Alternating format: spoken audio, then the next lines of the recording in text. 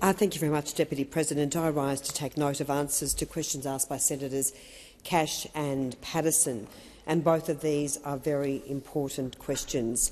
And I do want to again reiterate what the Israeli Prime Minister Benjamin Netanyahu said of the attack on the Ada Synagogue in Melbourne, as raised by Senator Cash.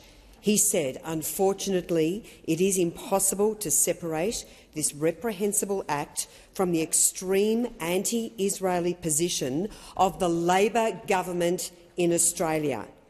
Senator Cash also raised the deep concerns of Israel's Deputy Foreign Minister, Shereen Haskell, who said in relation to her meeting with Attorney General Minister Dreyfus, "I expressed to Mr Dreyfus my disappointment with the shift in the Australian government's attitude towards Israel.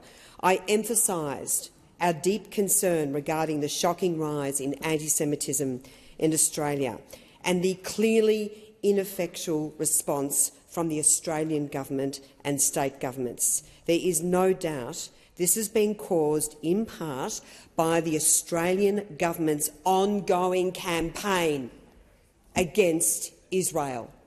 And, Deputy President, this is what it is, an ongoing campaign against Israel, which has fuelled anti-Semitic hate and division in our country through a weakness of leadership from this weak and incompetent Prime Minister.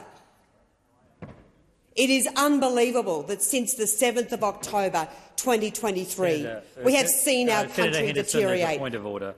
Senator Urquhart.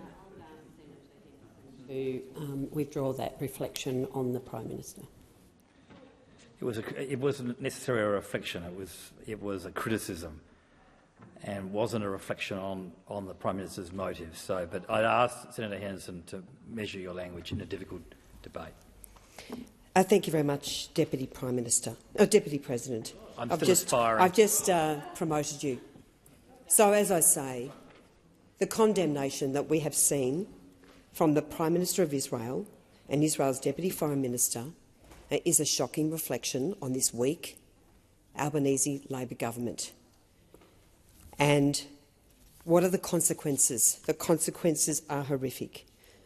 Over recent months, we've seen a synagogue firebombed, the former home of a Jewish leader vandalised, synagogues sprayed with hateful symbols, and even a Jewish childcare centre attacked in the middle of the night. Deputy President, Jewish Australians are frightened. Jewish Australians are living in fear. Jewish Australians' homes are being targeted with horrific anti-Semitic graffiti.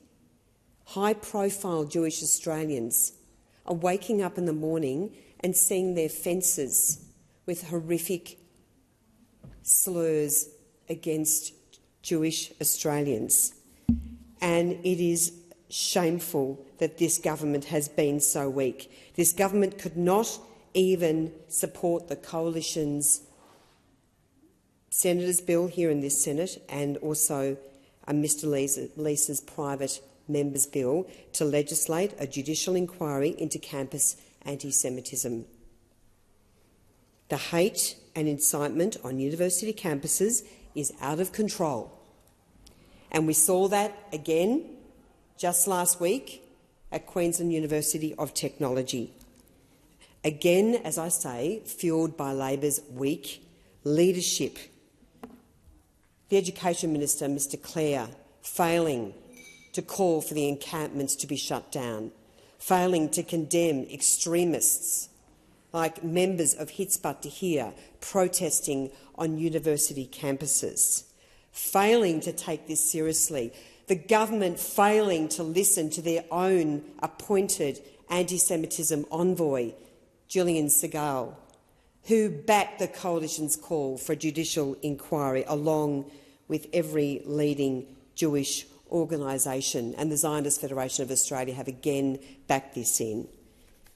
This is, as I say, intolerable. And of course, Senator Patterson also raised very important questions about what the Prime Minister knew and when was he first briefed on reports about the discovery of the caravan in Dural, and it is shocking that we know so little about this and that Australians were kept in the dark. Australians deserve answers on the handling of what could have been one of the most catastrophic acts of terror seen in Australia.